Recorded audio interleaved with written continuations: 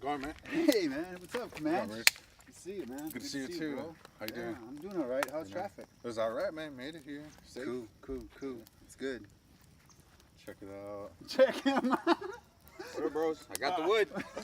Yeah. What? We're in the woods, man. Yeah, bright guy. Oh, It's all right. man. It was a joke. For It real? was a joke. It was a joke. Oh, Hey, well, I man. got the wood though, at least. Concrete, man. Concrete Indian. It's all right. It's all right, bro. Nice. Hey, what's up, fellas? Oh, What's going on? how's it going, Jeff? How you doing? Good to see you. Jeremy, Good to see you. man? did you bike it? Did you bike it? Yeah, man. Walked all the way here, 30 miles. Armstrong himself biking it. That's cool. That's good. Well, I'm glad you all made it. You know, we're working on these videos, and we want to reach as many people as possible regarding sexual violence and domestic violence on the women.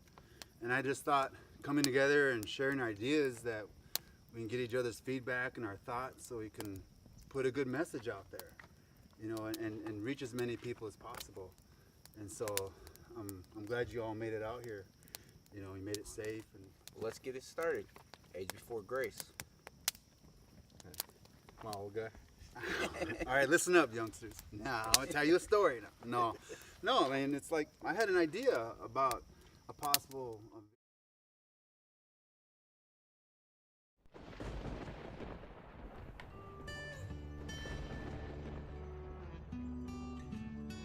There we go. That's it. Oh my gosh, look at you. How you doing? With Amy. Oh man. She wanted to be like she was my wife. I wanted to do what I wanted to do. You know, making those connections with your dad sexually molesting you and how that's affected your intimacy, your relationships, and all your life areas. I've told you that all of my meaningful relationships, my partners were sexually abused, some were raped. Well, I would have hoped that she wouldn't think I was gonna hit her. You know, when you say it like that, Yeah. makes me think about it. That Right. maybe she was, because she had went through that same thing as me. Yeah. So maybe she was scared and thought that when I was yelling, I was gonna hurt her. Well, you know, emotional scars are some of the hardest to heal from, you know, because they don't leave a mark. The marks in our brain and our memory, sometimes those are harder to heal from because we can't see them. I hope that this has helped and it makes sense. You know, the rest is on you and what your self-talk is doing and how you're blocking that negative and making sense of what's going on. And I'm really glad you have your counselor to bounce things off of. You know, get real. You know, they're paid professionals. They ain't gonna say what you said. You're the one that showed me that if I have someone to talk to, it can get better. Yeah, careful with that. That's why I called you. Yeah, I know, but careful with that. I'm not the only one. There's a lot of wonderful people out there, nephew. You know, a lot of wonderful people. Healthy male-female relationships help you. Right? What time do you go to work? I better get ready to get going. You be safe up there. It's good talking to you, Unc. Hey, you bet. Anytime. I just really dig this Skyping stuff, man. So, Comanche, what'd you think of my video idea? What I thought? Well, what's your idea? I was able to relate because thinking about my dad and how he impacted my family in such a negative way, and I hated him for that, and just I had to get over that and realize that I love him, no matter what, because he is my father, Right. and just being able to think of that, and I just the whole idea, having another guy to reach out to and relate with and actually talk to, something that we need, being able to think about what we're thinking about, regulate our emotions, and just have that connection. Is like, because we're bros, man. It's like we should have that option to reach out and connect with our bros that way. Yeah, thanks. How about you, Tony? What'd you think? My video idea. When your idea, I have to say I like the piece about about counseling, Mm-hmm. because for most of us, we hardly ever think to look at a professional. We think to look inside of ourselves and we can deal with it on our own. When Right. actually, Right. sometimes getting that professional help is what we need Yep. to understand what's really going on. I really like that you're talking with your nephew and having that conversation with him. Really looking at how his experience, what happened to him being sexually abused as a child, affects him in his adult relationships and choices of behavior. Right. We all learn bad behavior, positive behavior based on the experiences that happened to us growing up and from our family around us and Right. in society in general. Right. But helping him heal through that and look at what he needs to learn and how he needs to understand what went on to help him grow and heal, I think is a great thing that you're doing. And really taking the time to have that conversation, Like, people think that there's going to be some magic pill or some quick response that instantly, if you just tell them one thing, it's magically going to fix them. But it's not. And it really shows that in that video that you're really taking that time and having that compassion to really help them out. Right. See, that was the whole thing. We've been talking for years, visiting and where he was at in his healing process and, what he's been through, how is it affecting, his relationships and possible violence onto his partners. And To even think about anybody who's been abused on some level, that we all have these sort of visions or voices and type of thought process that happens, and in a negative way it could impact us, but just having a person to reach out to, another man, another guy, another bro, whatever, just being able to go through this thought process of the way we think as men and to encourage healthy interactions could mean the difference between doing something good or doing something bad. And yeah. basically that's what my idea is about. Yeah.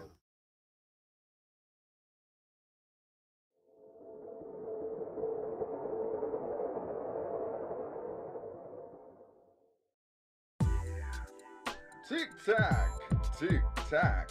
Music is playing on the phone. Girl and parent, messages sent. Family is not going to be home.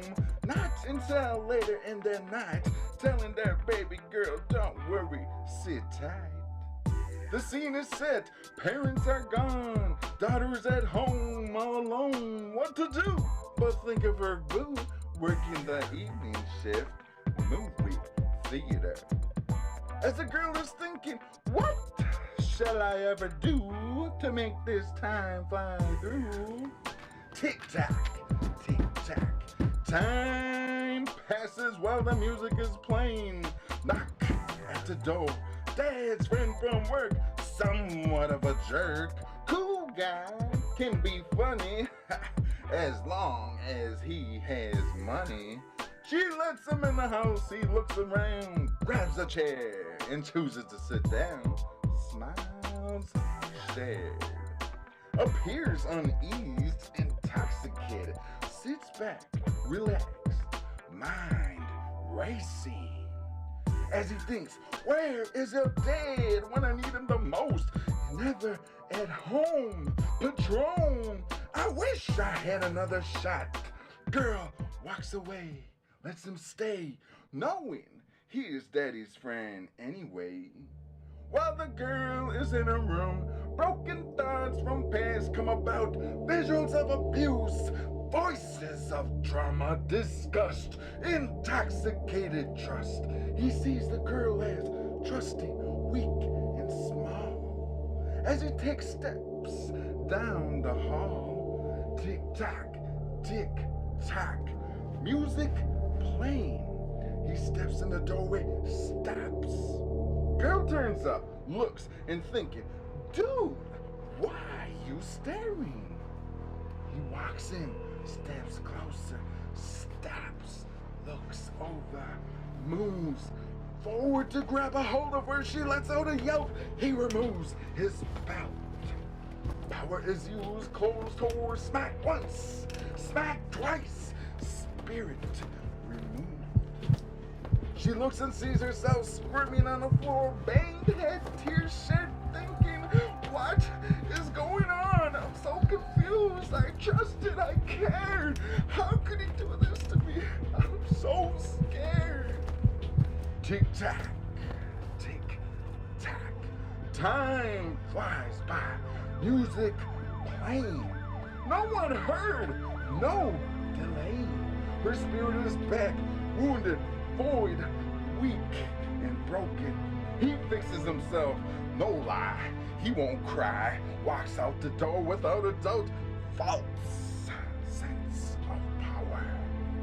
Girl lays on the floor, motionless, curled up, grossed out, worthless. What was just done? Scene is set.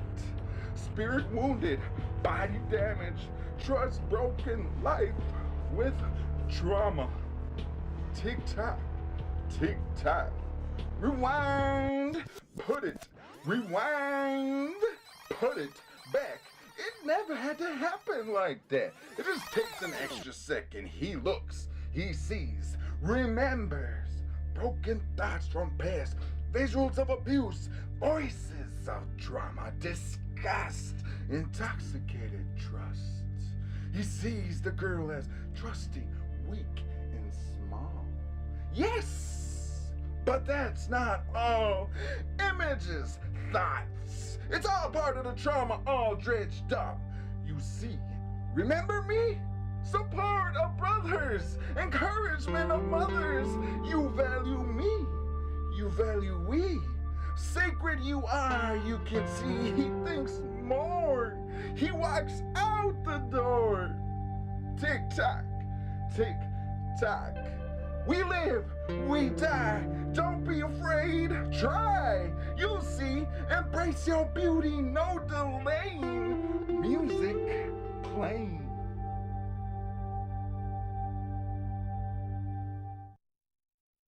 That's what I think is, a good idea. I mean, with your video, Comanche, you created an experience where, that's what I was just talking about, that self-talk, and I think your video could allow that dialogue for men to talk about that belief system that we have in this rape culture we're living in, I mean, sexualized thinking on our young boys is getting at a younger age, even a younger age, where we're thinking in second grade, third grade, they're already thinking sexualized thoughts on their girl classmates.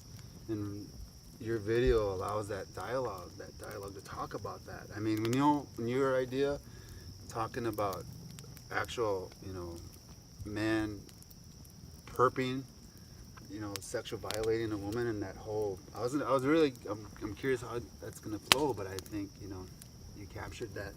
That's what I mean, exactly, right? That unhealthy talk. It's okay, because I'm drunk. Right, exactly. Using alcohol as an excuse. I don't know how many times we see people passed out, in some of our homes sometimes, and being peer pressured to touch. All the time. And not to touch, and to create that self-talk thinking as that process is going on. I think, it creates an opportunity for that kind of dialogue, myself. Yeah, I think of all of the things that we see on television, movies. It's a highly sexualized society that we live in.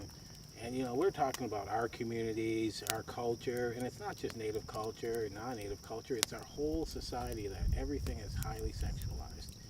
We're taught to go after women for sex. We're given images that say that they're there for sex. And, it's everything from going out to restaurants to advertising, pictures. It's all over the place. Yeah. And then when we have friends around us and family around us who feed us those same messages, it's no wonder that we have this unhealthy way of relationships. Right. I really like the part where you talk about the man's inner thinking. We all go through those issues of debating what's right and what's wrong. But because we live in a broco society, meaning that we always go through our friends saying, oh, you should go do that. Yeah. And it's okay with them. instead of looking at our inner spiritual self and thinking about, no, it's not okay, because that's not how we treat people. That's not how we treat ourselves. I like that part and how you talked about that. Thought that was important to me. Or like as a man, how you have to talk a certain way, stand a certain way, all that other stuff, you know? Well, not just posture, but living in this rape culture. I mean, you know, the exposure to pornography as children is getting lower and lower with dish, internet. Yeah. I mean, there's all you gotta do is click a button and you're 18 and you're in to very explicit clips and pictures, you know, and that misinformation and miseducation on what sexual, you know, respect is and what's expected and what doesn't happen when we, you know, Comanche, when we think about having sex as little as dating age, you know, and it doesn't meet that expectation, and it's all, our thinking's really whacked, you know. And I think your video gives an opportunity to talk about that, you know. I'm excited for it. So what do you guys think has been forgotten why we think and do what we do? Being sacred.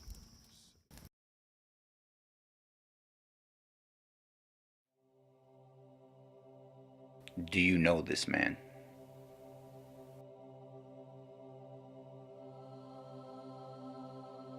Did you know at 10 years old he was sexually abused by his babysitter?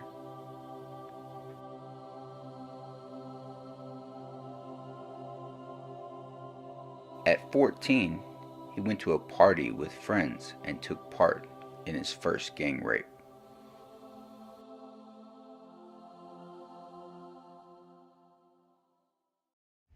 At 21, he went to prison for raping his girlfriend. While in prison, this man was taught about the gifts that were given to us by the Creator and how he could use those gifts to teach others how we could recapture our sexuality and the sacredness of it. I was born sacred, and I thought, after what was done to me and what I had done to others, I could never be sacred again. For hundreds of years, we, as indigenous people, have had our sacred selves destroyed and abused. The time is now to be awakened and remember we were born sacred, and thanks to the Creator, we shall be sacred again.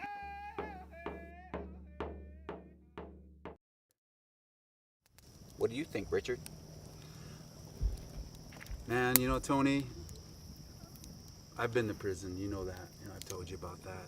And it's almost like a negative bro code rite of passage, you know, that you have to go to prison to be a man, that, you know, at least, you know, fighting the system, against the system, anti, you know, it's just a negative spin on, you know, decolonization, you know, and it's like, that's got to stop. I mean, you don't have to hit rock bottom of prison to, you know, to be a man, you know. Let's bring the bottom up where that's not even an option. I mean, you know, that's, going to prison is also kind of gone into, is that accountability?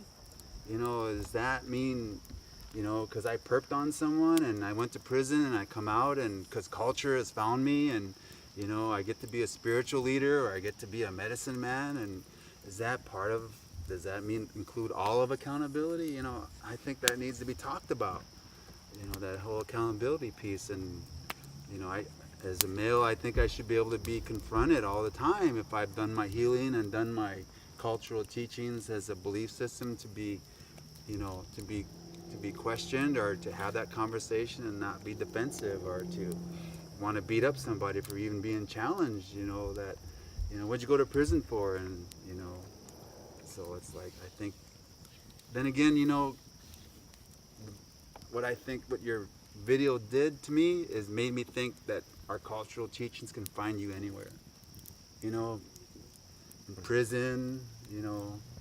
Gotta go to gotta go to jail even to see all my bros. Oh man, it's for real. You know, Comanche. I mean, right out of boarding school. Where's Johnny? He's in prison. Where's Joe? He went to prison for what, man? Man, he murdered somebody when he was drunk.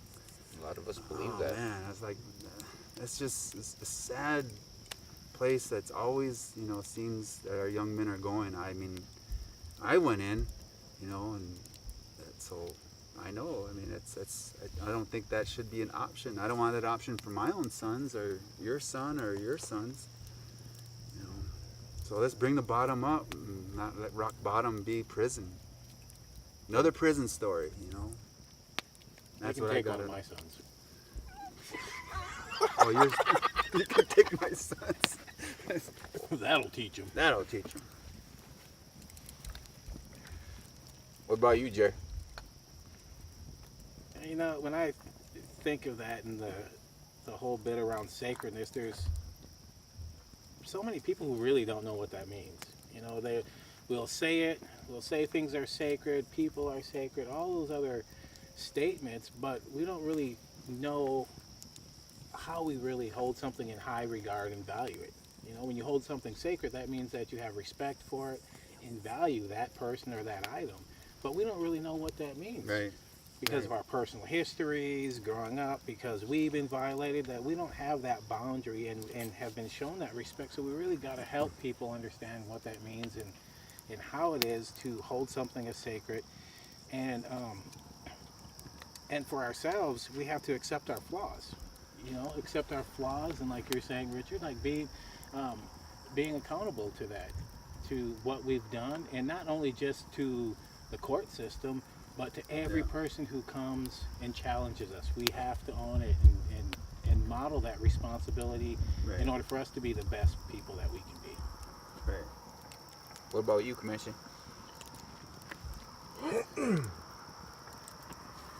Oh, spirits are strong.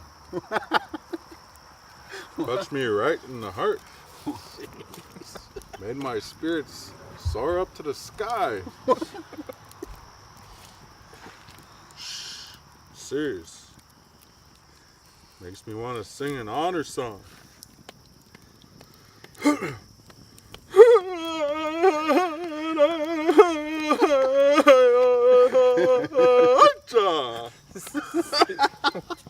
What? Come on. Too much. Too much. I'm just kidding, but for real though, man, it's the whole idea of being sacred. That I'm a sacred individual. You're a sacred being. You're a sacred being. You're a sacred being. Just to be able to know that, and I think that's a message that has been forgotten. The message that needs to be told to one another. Like, man, I'm sacred. That feels great to actually know that you don't have to go through all these steps in society to be some person great and to have a great life. It's like, man, I was created that way, to know that and be able to attach that on to everything that I do in life is awesome. And that's a message that we forget about. Yeah. All right, so how do you guys think all this information relates to decreasing sexual violence against women? Well, I believe that if we remember who we are culturally, that we can recapture our sacredness. With that, we can also remember what it means to respect ourselves as men and give our women the respect that they deserve. Right. After all, if we don't come from a loving point, how can we hold other people accountable as well as encourage them to be agents of change? Right. You know, that whole piece, you can't give what you don't have. I mean, you don't have that sacredness thought on yourself or that love from yourself, then you can't give that, you know. And so for myself, I have so many personal connections to everything we've talked about, you know, being a survivor of sexual abuse, witnessing violence from my father, you know, a brother sexually abusing, you know, and it's like, that's what we were colonized with, you know, that's what we've gone through historically, you know, the rape, living in a rape culture, that's nothing new. I mean, soldiers raping Indian women left and right, that was part of the gross, abusive ugliness that went on. Children being murdered, and it's just a horrific time, which that affected us, and that healing part, and how that's connected to the violence we're doing to our own women. Right, and just to go off on what you're saying is that men and women, we tend to make too many excuses to how we're supposed to live in this society. And if we can't truly place a healthy value system on our life and become emotionally balanced as each individual, and pass that on to our kids, it's like, how are we going to truly be of service to our community, our families, and this work that we do to decrease sexual violence? Because break it down, it's like either we're going to do what society says we're supposed to do, or stand how we can stand true to our created worth, our sacredness. Right. Comanche, when I go out there and do trainings and speak with all these different communities, the one thing that I really would like these videos to be used for is tools for people to inform themselves and help educate others, and really move to that own personal process. We all have to go through our own process of personal accountability and reflection. When we get challenged, when we get defensive, we have to understand, where is that coming from? Right. What are we reacting to? Right. Your defensiveness is that you're reacting to something. Instead of getting mad back at you, I need to learn how to, I need how to slap people up. That No, horizontal violence Yeah. that we have amongst ourselves. Exactly, and that's what we tend to do, instead of saying, what is it that I'm getting upset about? Right. And that's those steps of taking personal accountability that help create social change. So not only do we need to inform people, but we also need to provide the tools and give them direction on what they need to do, what we all need to do in order to have a better society. Right. Also, when we go out there, we can't just use these videos and open up all these wounds for a community and walk away and leave them. Right. We have to help people through the process. We can't sit there and just open you up and leave you there high and dry and say, I just walked away. I just gave a very good emotional message, gave some very powerful presentation, but didn't help you all process through, because that's not helpful for us either. So, again, helping people get those tools, learn how to use them, and then create opportunities for other men to have this type of conversation. Right. My name is Richard, and I'm an agent of change that believes culture is a strength to end violence against women. My name is Comanche Fairbanks. My motto is embrace your greatness and simplify life. And I am an agent of change. My name is Jeremy, and I believe that education and awareness is what makes us agents for change to end violence against Native women. My name is Tone, and I'm a singer, and I'm an agent of change, and there will be more of us.